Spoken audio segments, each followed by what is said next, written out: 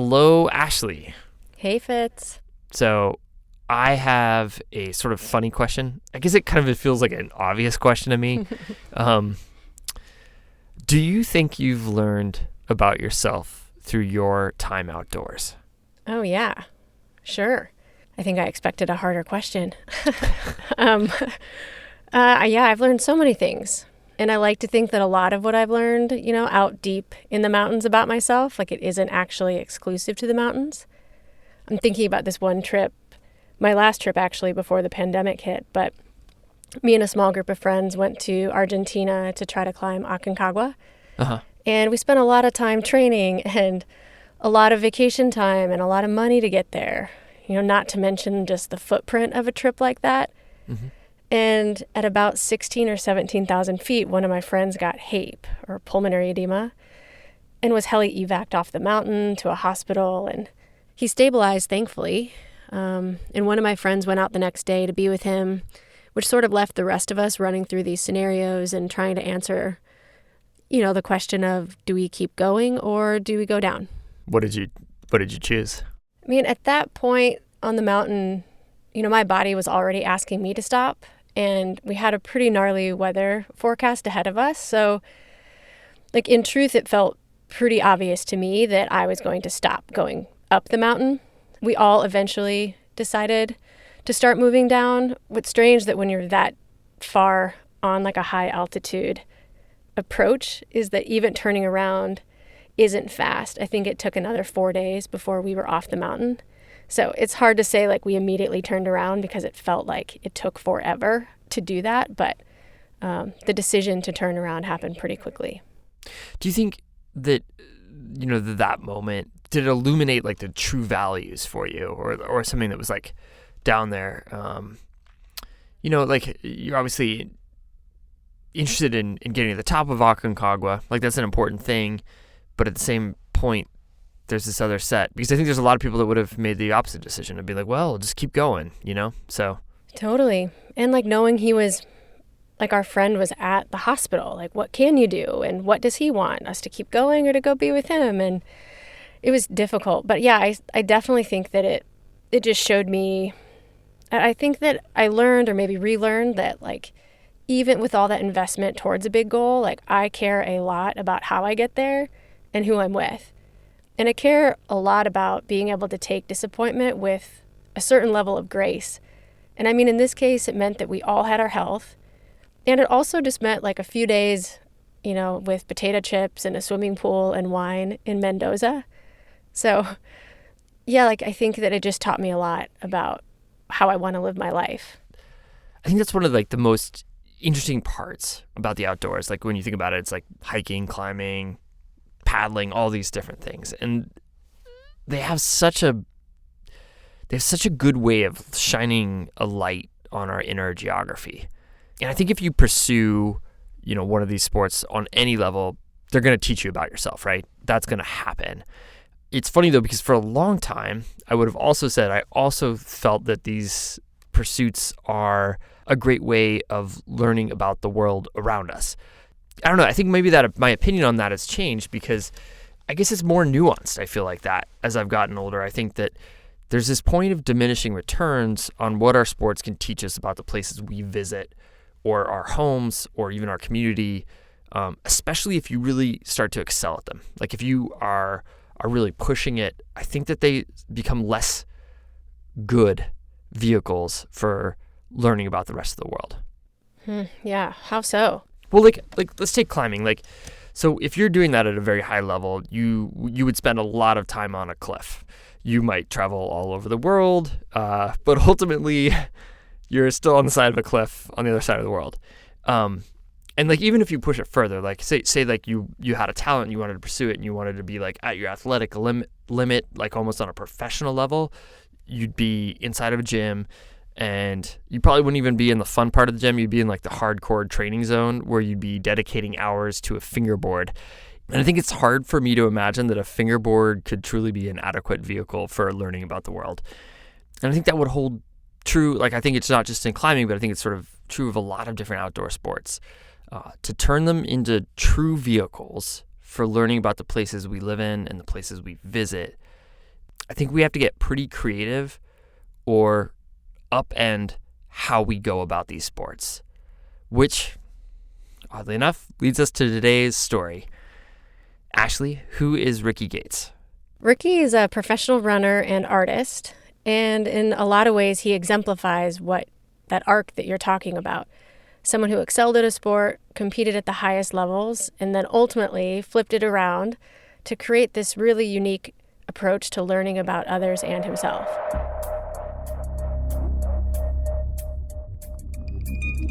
So today, we've got a story about getting to know the place you call home, one step at a time. I'm Fitz Cahal. And I'm Ashley Langholtz. You're listening to the Dirtbag Diaries.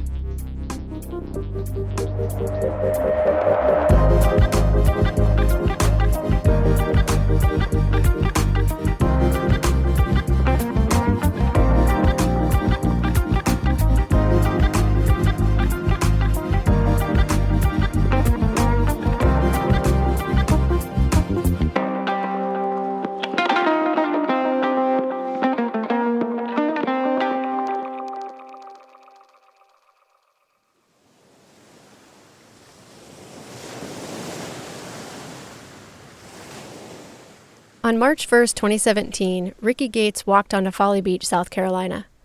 At the edge of the Atlantic Ocean, he was at the starting line of a transcontinental run across the United States of America. Although Rickey's a professional runner, this trip wasn't about going fast. He was looking to slow down. I really wanted to know the country in a way that I was quite certain could only be accomplished on foot. Between personal trips and racing with help from his sponsor Salomon, Rickey spent most of the last decade traveling outside of the U.S. He's visited over 30 countries in all 7 continents. But Rickey was always interested in the U.S. As a teenager, he read Peter Jenkins' book, A Walk Across America, and he always thought that he would do his own version of the cross-country adventure. And by his mid-30s, the timing was finally right. No dependents or boss to approve of time off. Plus, the constant mapping of blue and red states in the 2016 election made Rickey want to see parts of the country he'd never been to. It illuminated that I really didn't know that much about America, simply based on the bubbles that we're allowed to live in, both in a virtual world and a physical world. I, for the most part, had conversations almost entirely with people that agree with me rather than that disagree with me. Rickey wanted to change that. To put down the phone, turn off the TV, and see the country he called home with his own 2 eyes. He sketched out a plan and approached it sort of like a thru hike, except there wasn't a single trail or a book that explains how to do it. He wanted to go east to west and finish in San Francisco. He wanted to start in the south, in the spring, to accommodate for the seasons. He wanted to follow a few of the country's iconic long trails and stop in his hometown in Aspen, Colorado. He had a rough structure of a route and a ballpark estimate of 4,000 miles, about a marathon a day for 5 months.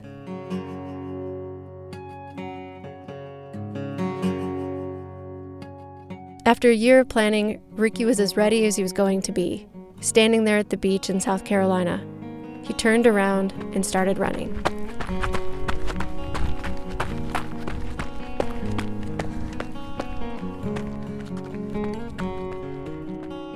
You know, when you start running across the country, it's just one step in front of the other. So it's sort of exciting, but also at the same time, it's like, okay, here's one step. All right, now I'm at the edge of the beach.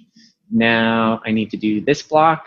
All right, now I'm at the edge of town and it's 10 miles, I guess, to Charleston. And what am I going to do there? It's just like, it takes hours and days and really almost weeks to really start to get into the groove of something like that. His route followed trails, highways, gravel roads, and railroad tracks. He stopped for food and water in the towns he passed. After the first week, he found a rhythm. Eat, sleep, run, repeat. He traveled light. His pack only weighed about 11 or 12 pounds. He carried extra socks, underwear, gloves, hat, light rain jacket, a razor blade for a knife, and a needle and dental floss to repair anything that tore. His sleeping bag could also be used as a puffy. His poncho, also a tarp. He slept on a lightweight sleeping pad and a piece of Tyvek. Each night he found a new place to sleep, and he got good at improvising. Dense trees behind a gas station, under a bridge, on a boat dock, in an abandoned building, or even in an entryway to an elementary school. Once Rickey jumped on the Appalachian Trail in Georgia, his sleeping arrangements came a bit easier. That was one of the only times that I really sought out an actual campground and a campfire, because frankly, it was just really fun to hang out with a bunch of people and exchange stories. Rickey and the AT hikers talked about the long months they had ahead of them, either to Mount Katahdin or San Francisco. Rickey was only a few weeks into his trip, but was already pretty weathered. Off the trail, more people took notice. It became obvious he was doing something big. My beard said it, the clothes that I was wearing said it, the backpack that I had little hiking poles with me. And you could see it in my face, you could see it in my eyes. Like, people wanted to talk to me when I was running across the country and know what I was doing and hear my story. Rickey wanted to move slowly and allow for time to stop and talk with people he met. When he first set out, he anticipated having deep conversations about culture and politics, but he quickly learned that wasn't the way to go. It's actually like, this is a beautiful day. This is a really cool town. I've never been here before. What do you do for a living? You know, all of these other things that make up so much of who we are as human beings. In the day-to-day, Rickey found there wasn't a lot to disagree on. Rickey found common ground with the cashier at the gas station, the fisherman at the river, the family sitting in the front yard, and the waitress at the all-you-can-eat buffet where someone paid for his dinner. Rickey was surprised by the amount of generosity he experienced, and how it often came when he needed a morale boost. There was one day in particular in Arkansas between Gravesville and Quitman. The names themselves were telling me to just like sit down and just like throw in the towel, maybe not forever, but just relax. And so it was like not a very good day, you know, maybe 2.5 months into this transcontinental journey. It had either rained on me or it was about to rain on me or both. And this guy pulls up beside me in a pickup truck, and he takes one look at me with my backpack and my hiking poles and my beard and my filthy clothes. And he just rolls down his window and he says, are you running across the country? And I just looked at him and I said, yeah, I am. That's exactly what I'm doing. He says, I want to talk to you. And I'm like, okay. The driver pulled off to the side of the road 200 feet ahead. The man got out of his truck and waited. When Rickey caught up, the man reached into his pocket, pulled out his wallet, and took out a wad of cash. And he hands it over to me and he says, I want you to keep this. I turned it down. I said that I had saved up my money, that I was living really frugally. I really didn't want anyone to be giving me money on this trip. He pursued it again. He said, I just want you to take this money. And I said again, like, I really don't need this money. I appreciate that. That's a lot of money. It's $160. It's all of the money out of your wallet. And a third time, he held out the money and pushed it towards me with like tears in his eyes. He says, I want you to take this money. I don't care how you spend it. In the spirit that it's given, I need you to take this money. And that's when I just kind of realized that when you do a big trip, you're doing it for way more than just yourself. You're doing it for a much broader community. And so I did. I took his money. And from there on out, I had a wad of $20 bills that I was handing out to other people along the way, telling them it was from Jim Steele in Arkansas.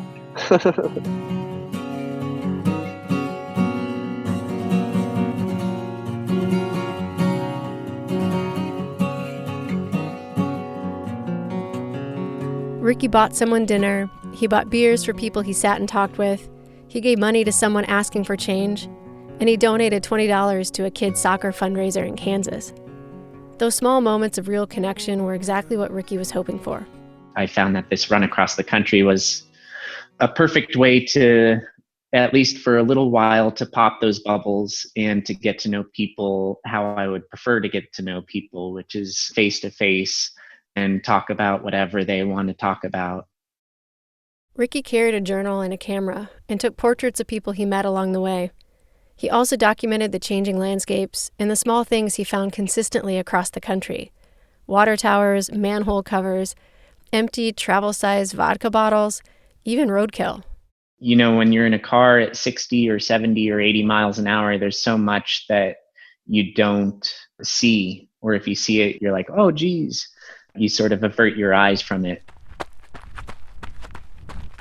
As Rickey reached the mountains and deserts of the western U.S., he found more hills, more heat, and more solitude. Rickey's route took him through 11 states: South Carolina, Georgia, Tennessee, Alabama, back to Tennessee, Arkansas, Oklahoma, Kansas, Colorado, Utah, Nevada, and California, and 11 pairs of shoes. In late July, Rickey arrived on the outskirts of San Francisco, where he and his then-girlfriend, now wife, lived at the time. Rickey was right on schedule and coordinated to have some friends join for the last 20 miles. At this point, Rickey was 5 months and almost 3,700 miles into his journey. And his friends, they were pretty fresh. At one point, this entire group of 30 people had left me in the dust, and I was back there running all by myself because I was going so slow compared to what everybody else was used to. My body was so destroyed that it was like, sorry, this is my top speed right now. On August 1st, 2017, Rickey and his friends arrived at Ocean Beach in San Francisco. The Pacific Ocean, the finish line.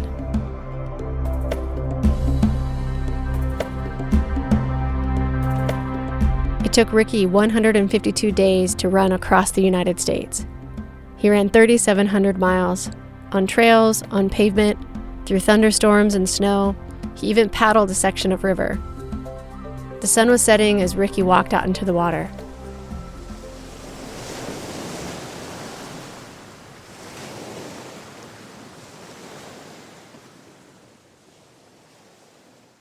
For the days that follow, Rickey recalibrated. For 5 months, his goal was to get to San Francisco. Without that singular focus, he threaded between feelings of relief that he didn't have to run and feelings of sadness that he didn't get to run. There's an immense amount of joy that comes along with having such a simple purpose every single day and being able to chip away at it every single day. Rickey also readjusted to living in a city and in a house. His girlfriend had a place in the Berkeley Hills where he had a great view of the city and a lot of time to think.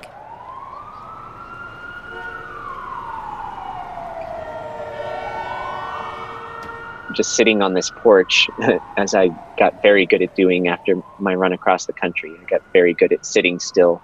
But just kind of sitting there and watching this human hive down below me, 3 million, 4 million people, shipping containers, boats coming and going from all over the world, trains leaving from the Bay Area, going to every part of California and all over the West.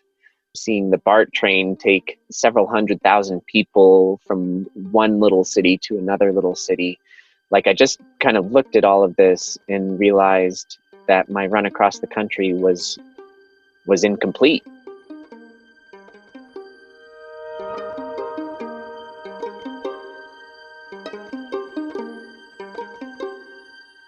After the break, Rickey sets a plan in motion to complete his quest to see America.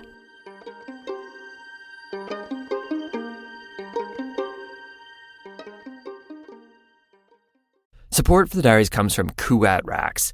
They've released the Ibex, an overlanding truck bed rack that handles substantial loads both on and off the grid, because we could all use some time off the grid, seriously.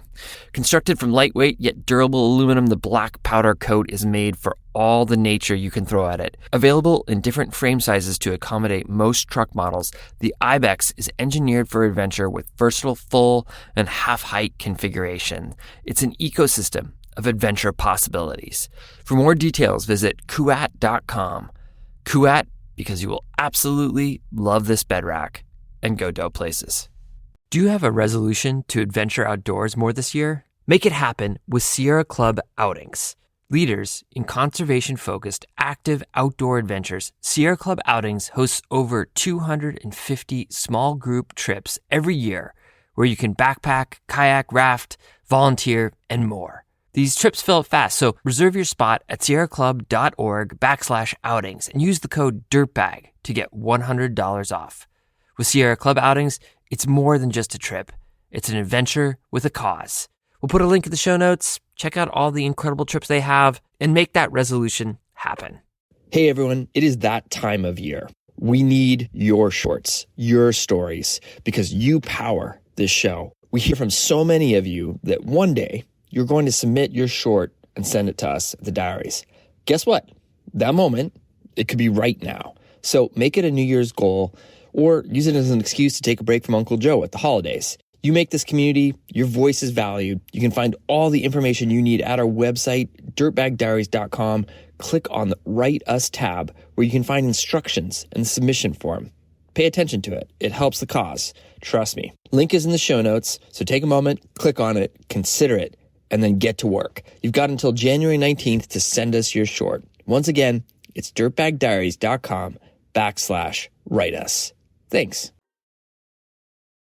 I don't think I would have come up with the idea or had the desire to run all of the streets in San Francisco if it weren't for having just run across the country.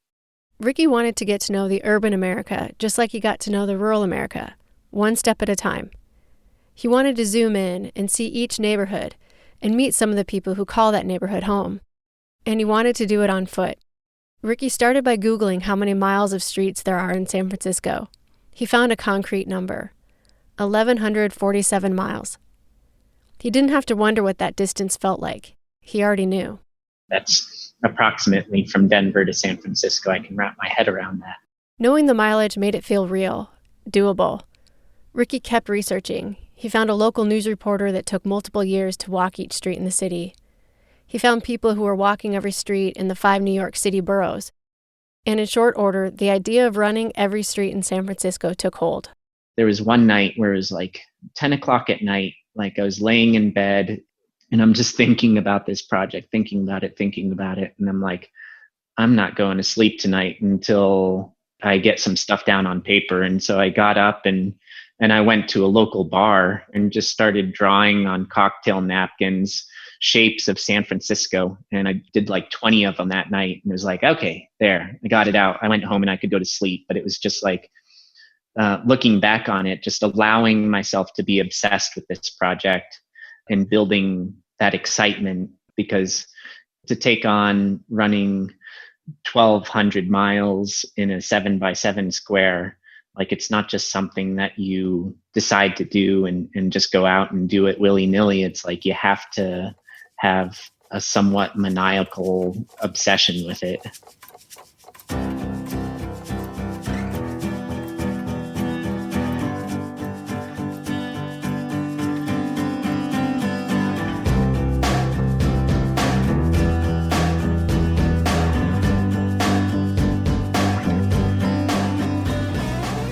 Rickey gave himself 45 days to run over 1,100 miles, which works out to about a marathon a day. On November 1st, 2018, he started at the Golden Gate Bridge. He followed the last few miles of his cross-country route. On his first day, he ran 27 miles, 15 in the morning, 12 in the afternoon.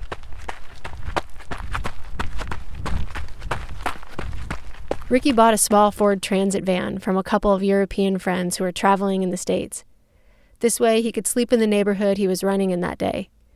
At night, Rickey's head touched the front seat and his feet touched the back door, but it meant not adding 1 or 2 hours of driving across the city every day. Every night, when Rickey was finished running, he returned to his van and started planning the next day. So I'd find the Yahoo Maps, screenshot the neighborhood that I wanted, and then I would go find a Kinko's or a FedEx Express or something like that, print out that neighborhood, and then I'd find some food, and then I'd go to sleep. And then the next day, I would figure out where I wanted to park on that map and park the car there. And sometimes it would be 1 run, sometimes 2 runs, sometimes 3 runs in order to complete that day. Rickey tracked his runs with his watch and his phone. When he stopped for lunch each day, he uploaded his progress to Strava. Then he looked at his printed map and decided where to go for the afternoon. He marked off streets as he went and made notes if a street was closed or easier to connect with another run. Rickey spent a lot of time standing on street corners with his nose in a map. The entire project became one big puzzle. They're Eulerian circuits where you are hitting every single line as opposed to every single node. A node is a point and the line is a line. And figuring out how to hit every single line with the most amount of efficiency. The math problem Rickey is talking about is the Chinese postman problem, named after the Chinese mathematician Quan Meiku, who studied it in the early 1960s. With help from a friend who's a mathematician and teaches at the University of Maryland, Rickey tried to map out routes that would be as efficient as possible. They accounted for dead ends, inaccurate maps, private streets, and closed streets, but it was impossible to see all of those obstacles in advance. Initially, efficiency doesn't seem to be that big of a deal, but after you've run 29 miles and you realize that you missed one block and it's 10 blocks away, and that you have to run 10 blocks there and 10 blocks back just to get that one block that you missed earlier in the day, you start to think about that math problem a little bit more, because it becomes very tiring to correct your mistakes. Rickey planned for about 15 to 20% more miles than the number he got from Google. Luckily, some neighborhoods were less of a puzzle and more of a grid. It's just street after street, up and down and up and down. You go up 2 miles, you turn around, you go down 2 miles, you go up 2 miles, you turn around and go down 2 miles. And I realized how pleasant it was logistically to do those streets. Rickey worked his way through the city, often forcing himself to mix up the simple terrain with the more complicated. Each neighborhood illuminated different aspects of the city. He ran by historical landmarks and started to see how the streets themselves told a story of how the city grew over time. Like his run across the country, he found consistent themes to photograph. It became a scavenger hunt of sorts, and a way to stay open to all aspects of city life, even the less glamorous side. Anyone that's lived in a city long enough knows that they're going to find needles, they're going to find vomit, you're going to see used condoms, you're going to see graffiti, you're going to see homeless people. And so just making myself look at and appreciate these things that we're accustomed to averting our eyes from. Rickey didn't listen to music or podcasts. He gave the city his full attention. Avoiding traffic was the highest importance, but it also kept Rickey really present. Even though Rickey's days were full, he spent a lot of time talking with people. People sitting on their doorsteps, people walking their dogs, people crossing the street, people at cafes when he got lunch. He spent time in parts of the city and met people he probably would have never met if not for this formulaic project. I think being on foot just kind of allows you to walk on a level purely of empathy. It allows you to walk past a person's front door. I think that's really important. It really just comes down to empathy and a level of understanding our fellow humans that I don't think can be accomplished from a car, from media, from movies, and I think it's even difficult to really experience it from a bike. Just being on foot is the most pure form of getting out and getting to know people.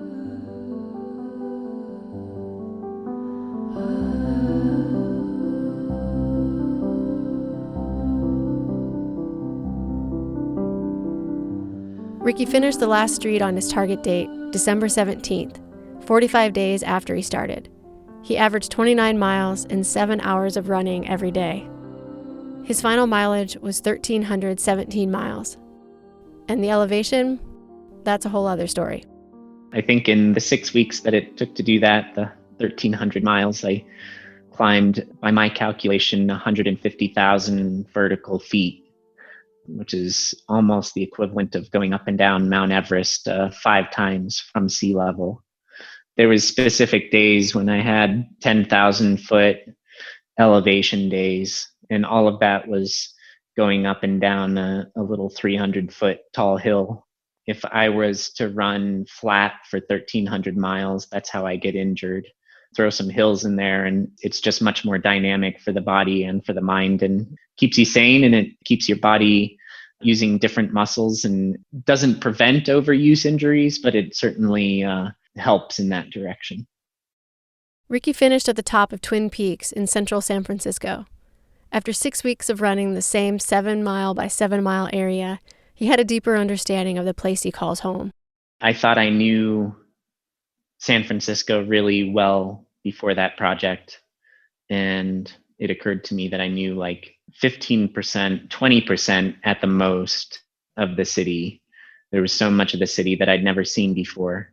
Just running or walking my neighborhood, my city, is simple parameter that I came up with for myself to understand my immediate surroundings at a perfect pace. Rickey shared photos of the city and portraits of people he met on social media with the hashtag #EverySingleStreet. Rickey's desire to set out on foot and get to know the place he lived had a ripple effect in the running community. People from all over the world started joining in, finding adventure right out their front door. Hi, my name is Jennifer Hind, and I'm running every single street in Abu Dhabi in the United Arab Emirates. I'm Nikki O'Mahony, and along with my husband Diarmid and our dog Rua, we are walking every single street in Calgary, Alberta, Canada. After such an isolating and challenging year, deciding to walk every single street of Calgary has not only given us something to achieve, but also help us feel connected to our community again. I'm Sam Hodson. And I'm Soren Dabin. And we ran every single street in Bemidji, Minnesota. By taking on this project, we were able to gain a new perspective on our hometown. It was really interesting to see the diversity between all the different neighborhoods and communities, and we really learned a lot about what's been in our backyard our entire lives. My name is Sean Beck, and I'm running every street in DeKalb County, Illinois. I'm Nicolene Skuman, and I run every single street in our suburb in Pretoria, South Africa. It showed me the importance of stopping to appreciate and recognize the goodness and the beauty all around us. I am Jérôme Corillon, and I am running every single street in Grenoble, France. I am Michael Markus. I'm running every single street in Hamburg City, Germany. I found out during my journey that Hamburg has much more green than I expected. My name is Annie Hughes, and I ran every single street in Leadville, Colorado. And so it was really fun to enjoy all of the houses and wave to all the people in the community and just have this really fun experience and perspective of my town, which feels so small, but the route ended up being 51 miles worth of streets. And so that was kind of a surprise to me. My name is Rick Richard, and I'm running every single street in Calgary, Alberta, Canada. I'm finding that communities are built very similar. And as I speak to the people in the community, their wants and their needs are very similar. My name is Jess Russell, and I'm running every single street in my city, Peterborough, Ontario, Canada. I knew I was really fortunate to be able to put my shoes on every day and leave the house and do something that I love. So when I started the project to run every street in my city, I decided to use it as a platform to raise awareness and support for mental health. What it's taught me is that I have an active role in my community, even when my community is locked down.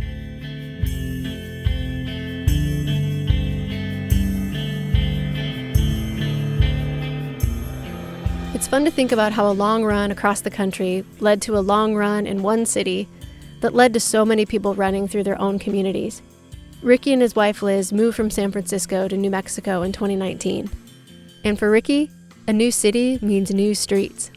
I just want to understand the place where I live. There's a level of ownership to it. I'm doing the same project here in Santa Fe and just meeting new people here in town and asking them where they live, and they're like, "Oh, it's you wouldn't know it. It's out by the airport." And I'm like, "Oh, no, I've run past your house."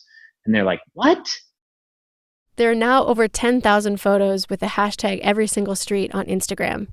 Rickey tries to keep up with people and their projects, offering advice or a virtual high five when he can. He doesn't take credit for the idea or for anyone putting one foot in front of the other. But he's pretty psyched to see so many people getting out and getting to know their towns and cities in a new way.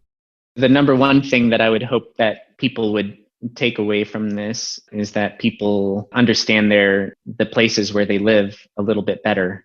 I can't think of a time in human history where this is more important, when we are so influenced by social media, by media in general, by politicians. It's just so important to get out there past your front door and experience people, neighbors, strangers in a way that you simply cannot in any other way. It needs to be done in person. Rickey considers himself fortunate to have found running at an early age when he joined his high school cross-country team. That longevity has allowed him to pursue the sport through different seasons and interests in his life.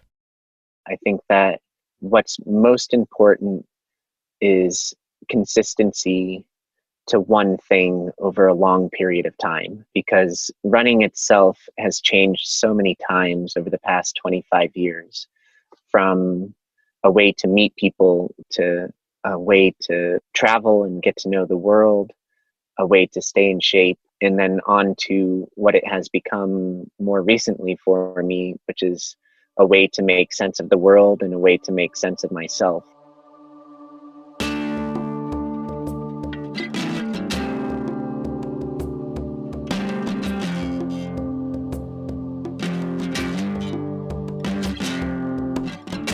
Thank you, Rickey, for sharing your story. And thank you to those who shared your personal Every Single Street projects. You can find maps, photos, and even a list of people who are doing similar Every Single Street projects at rickygates.com. Rickey is currently working on his latest project, documenting the 50 classic trails of North America. Should be good. Our stories come from friends of friends, and from you, our community. If you have a compelling idea for a guest or a story lead, please give us a shout. You can use the submission form on our website, dirtbagdiaries.com. Music today from Bradley Carter, Cloud9, Ken Christensen, Cordelia Zars, John Barry, and Brendan O'Connell. The tracks are courtesy of the artists. Jacob Bain and Nis Koto composed our theme song. You can find the links to the artists at our website, dirtbagdiaries.com. This episode was produced by Ashley Langholtz, Becca Cahal, and Cordelia Zars. Illustration by Walker Cahal, graphics by Anya Miller. Becca Cahal is our executive producer. I'm Fitz Cahal, and you've been listening to the Dirtbag Diaries. Thanks for tuning in. Keep running.